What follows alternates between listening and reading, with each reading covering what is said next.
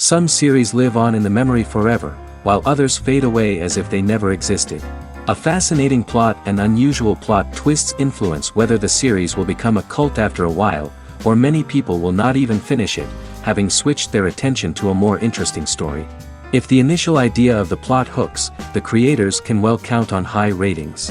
And in this case, that's exactly what happened. According to official sources, the new episode will be released in the very near future. The premiere show is scheduled for January 8th. This series has won the attention of even the most fastidious viewer. What awaits us in the new episode remains an intrigue that we can't wait to find out. Let's hope that nothing will prevent the series from being released on time. And now, while we wait for the new episode, I offer you a brief review of other interesting series.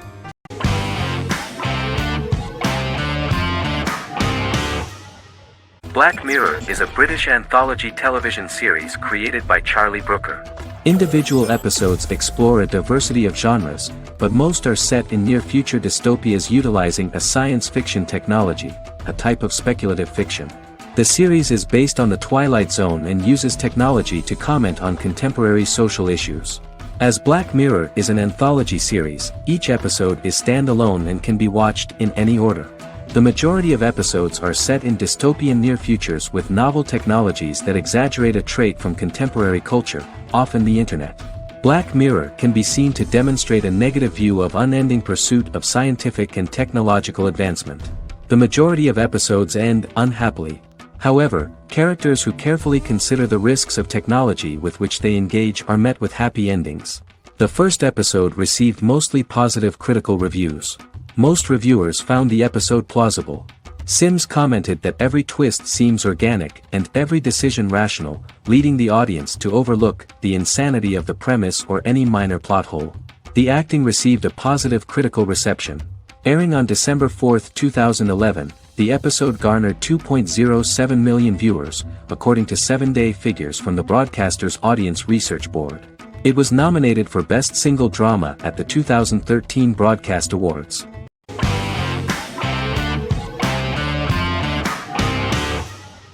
The Good Doctor is an American medical drama television series based on the 2013 South Korean series of the same name. Actor Daniel Dae Kim, world famous for his role in the TV series Lost, noticed the original series and bought the rights for his production company. He began adapting the series and, in 2015, eventually shopped it to CBS Television Studios. CBS decided against creating a pilot. Because Kim felt so strongly about the series, he bought back the rights from CBS.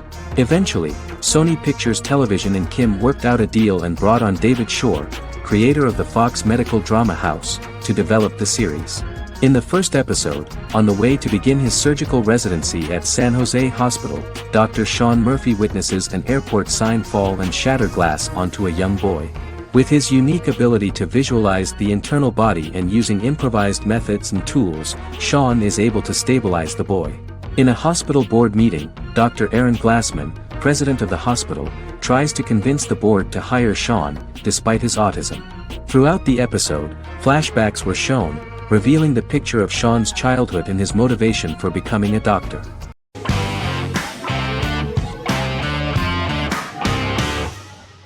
Forever is an American fantasy crime drama television series that aired on ABC. Created by Matt Miller, it centers on the character of Dr. Henry Morgan, an immortal New York City medical examiner who uses his extensive knowledge to assist the New York City Police Department in solving crimes and to discover a way to end his immortality. Flashbacks within each episode reveal various details of Henry's life. The concept for Forever came from a conversation between series creator Matt Miller and his son about death. After the conversation, Miller began to imagine what life would be like if a person was immortal but everyone else, including that person's own children, were mortals. He created a character who viewed immortality as a curse because of the pain of seeing family and friends die and who would attempt to find a way to end his immortality. That concept informed Miller's decision to make his character a doctor-turned-medical examiner who used his occupation for research into his immortality. Another series-long story arc explored how other people learn of Henry's immortality. The first storyline in the arc was the season's second story arc, Henry's determination to learn the identity of a second immortal who knows about it. The second immortal character's morals would contrast his protagonist's morals, serving as an antagonist for the main character. Beginning with the pilot, Miller structured each episode by telling two stories in the episode. The first was a traditional procedural plotline. The second story was a flashback from Henry's past.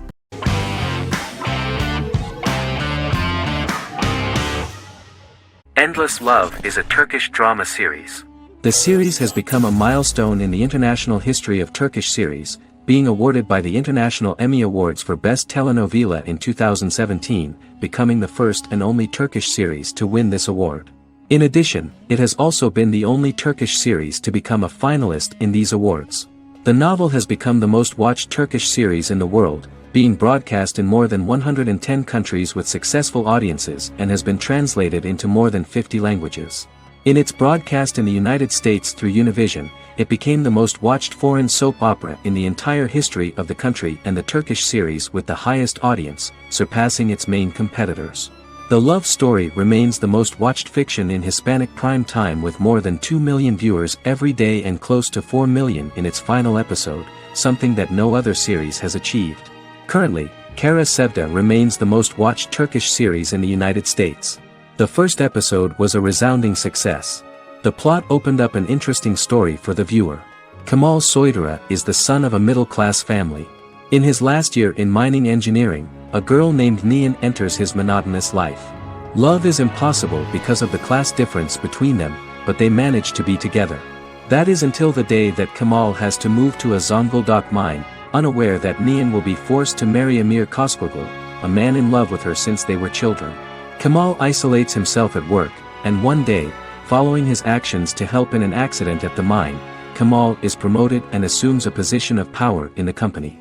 5 years later, Kemal makes the decision to return to Istanbul to face his past.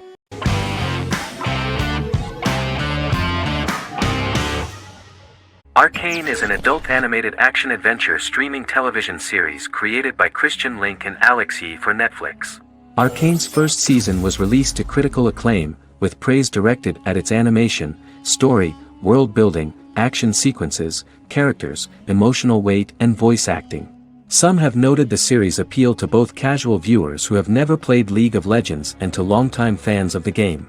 It also set the record as Netflix's highest-rated series so far within a week of its premiere, ranked first on the Netflix Top 10 chart in 52 countries, and ranked second on the chart in the United States. The site's critical consensus reads, "Arcane makes an arresting first impression, combining a spectacular mix of 2D and 3D animation with an emotionally compelling story to deliver a video game adaptation that could become legendary." The first episode, which introduces the viewer to what is going on, has a very interesting and gripping plot. Rebels from the repressed undercity of Zon march across a bridge into Piltover, resulting in the brutal pushback by Piltover enforcers. During the ensuing violence, sisters Powder and Vi find their parents dead in the rubble and are taken in by Vander, the leader of the failed rebellion, as his own children. Years later, Vi and Powder rob a Piltovan penthouse with their adopted brothers, Milo and Clagger, after receiving a tip from their friend Echo. Powder steals a set of magical crystals, accidentally shattering one when the owner of the penthouse returns. The resulting explosion destroys a large portion of the building and alerts enforcers to their presence, whom they narrowly escape. Returning to the Undercity, the siblings encounter Deckard and his thugs. While they beat them in a fistfight, Powder is chased and loses the loot. Vander, now a barman and a de facto community leader in Zon, scolds the children for their carelessness, and attempts to smooth things over with Grayson, the sheriff of the enforcers. Vi berates Milo for calling Powder a jinx and reassures her sister that things will get better. In the lowest parts of the Undercity, crime lord Silco extracts information from Deckard and tests a new mutagen known as Shimmer on a rat.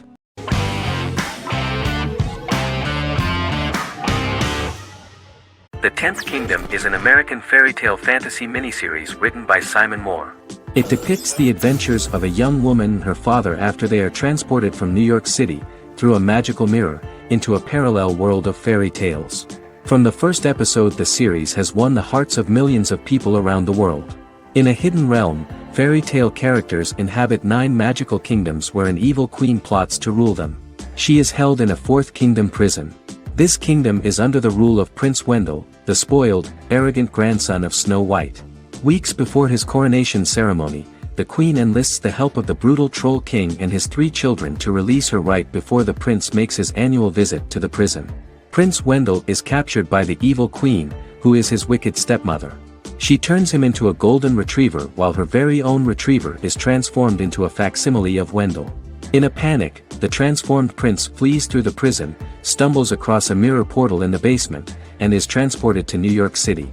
The Troll King orders his bumbling children Burley, Blabberwort, and Bluebell to bring back the escaped prince while the queen releases a half-wolf prisoner to retrieve him instead. Meanwhile, regular Manhattan inhabitants, headstrong waitress Virginia Lewis and her oafish father Tony are entangled in the mishaps caused by the new magical arrivals to the city, including Wolf falling helplessly in love with Virginia and Tony being given 6 wishes, which he foolishly uses for personal gain, upon which they have a tendency to backfire.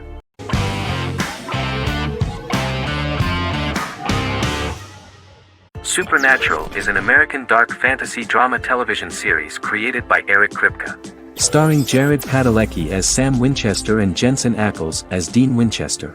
Before bringing Supernatural to television, creator Eric Kripke had been developing the series for nearly 10 years, having been fascinated with urban legends since he was a child. He had originally envisioned Supernatural as a movie. During its first season, the show received generally mixed critical reception, but the reception from critics has grown more favorable as the series progressed, with subsequent seasons receiving generally positive reviews from critics. Being a cult series, Supernatural has garnered a dedicated fanbase. The first season consists of 22 episodes. It premiered on the WB on September 13, 2005. The series follows the 2 brothers as they hunt demons, ghosts, monsters, and other supernatural beings. After their mother's death in a suspicious fire that burns down their house 22 years prior, Sam and Dean Winchester's father goes missing during a hunting trip. As a result, Dean tracks down Sam at Stanford University and they begin to live a life on the road, in Dean's black 1967 Chevrolet Impala with Kansas license plates. However, their father is not a typical hunter. He hunts supernatural creatures like ghosts, vampires, and spirits, and has trained his sons to do the same. Along the way, Sam and Dean save innocent people, fight creatures and ghosts, and collect clues to their father's whereabouts. Sam begins to mysteriously develop psychic abilities and visions as they travel.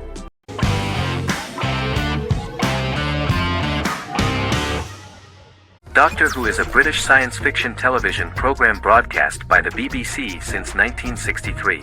The program depicts the adventures of a Time Lord called the Doctor, an extraterrestrial being who appears to be human. The Doctor explores the universe in a time-traveling spaceship called the TARDIS.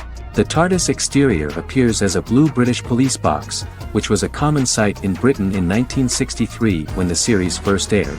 With various companions, the Doctor combats foes, works to save civilizations, and helps people in need. Beginning with William Hartnell, 13 actors have headlined the series as the Doctor. In 2017, Jodie Whittaker became the first woman to officially play the role on television. The transition from one actor to another is written into the plot of the show with the concept of regeneration into a new incarnation, a plot device in which a Time Lord transforms into a new body when the current one is too badly harmed to heal normally. Each actor's portrayal is unique, but all represent stages in the life of the same character, and together, they form a single lifetime with a single narrative. The time-traveling feature of the plot means that different incarnations of the Doctor occasionally meet. The program was originally intended to appeal to a family audience as an educational program using time travel as a means to explore scientific ideas and famous moments in history. The show is a significant part of British popular culture, and elsewhere, it has gained a cult following. It has influenced generations of British television professionals, many of whom grew up watching the series. The program is listed in Guinness World Records as the longest-running science fiction television show in the world, as well as the most successful science fiction series of all time. The program originally ran from 1963 to 1989. There was an unsuccessful attempt to revive regular production in 1996 with a backdoor pilot in the form of a television film titled Doctor Who. The program was relaunched in 2005 and since then, has been produced in-house by BBC Wales in Cardiff.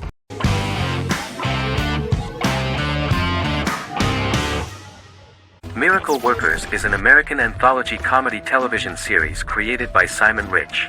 It is based on Rich's writings, with each season being based on a different work. Miracle Workers premiered on February 12, 2019, with its 7-episode first season. The first season follows Craig, a low-level angel responsible for handling all of humanity's prayers, and Eliza, a recent transfer from the Department of Dirt. Their boss, God, has pretty much checked out to focus on his favorite hobbies. To prevent Earth's destruction, Craig and Eliza must achieve their most impossible miracle to date. Alongside the initial series order announcement, it was confirmed that Daniel Radcliffe and Owen Wilson would star in the series.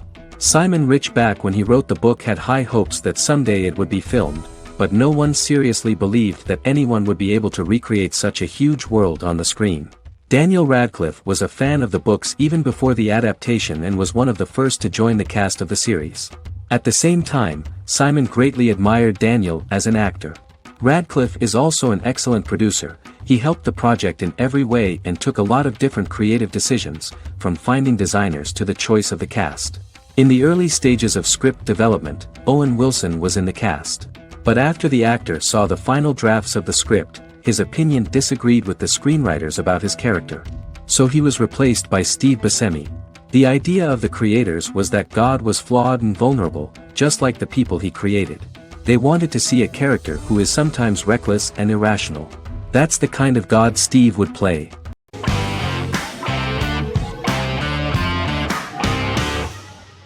The Vampire Diaries is an American supernatural teen drama television series developed by Kevin Williamson and Julie Plec, based on the book series of the same name. The series premiered on September 10, 2009, and concluded on March 10, 2017, having aired 171 episodes over 8 seasons. The series is set in the fictional town of Mystic Falls, Virginia, a town charged with supernatural history. It follows the life of Elena Gilbert, a teenage girl who has just lost both parents in a car accident, as she falls in love with a 162-year-old vampire named Stefan Salvatore.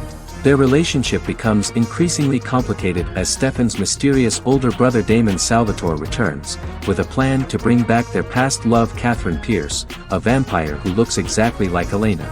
Although Damon initially harbors a grudge against his brother for forcing him to become a vampire, he later reconciles with Stefan and falls in love with Elena, creating a love triangle among the three. Both brothers attempt to protect Elena as they face various villains and threats to their town, including Catherine. The brothers' history and the town's mythology are revealed through flashbacks as the series goes on. The Vampire Diaries initially received mixed reviews, which through the course of the show, improved significantly. Many TV critics felt the series improved with each episode. Sarah Hughes of The Independent says The Vampire Diaries turns into a well-crafted, interestingly developed series despite a mediocre opening episode.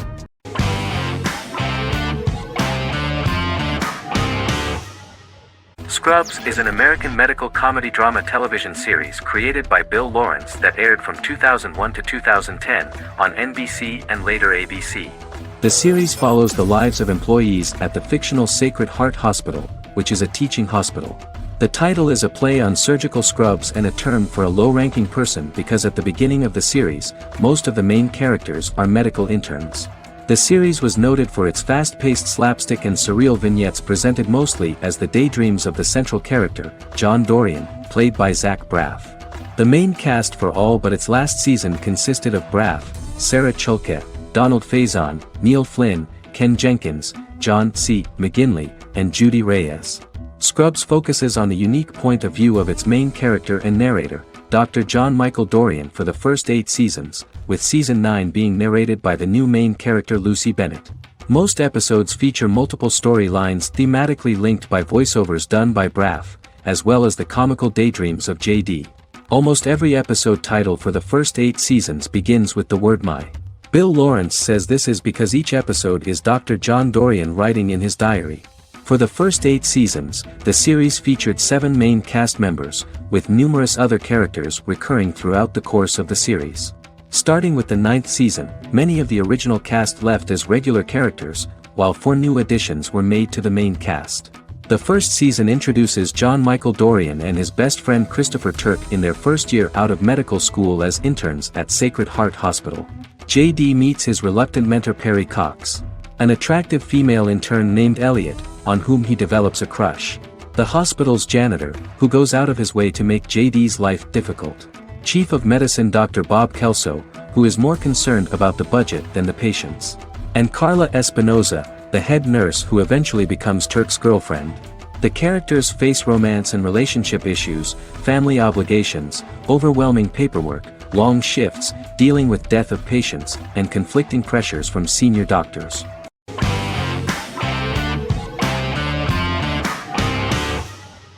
The Queen's Gambit is a 2020 American coming-of-age period drama streaming television miniseries based on the 1983 novel of the same name by Walter Tevis. The title refers to the Queen's Gambit, a chess opening. The series was written and directed by Scott Frank, who created it with Alan Scott, who owns the rights to the book.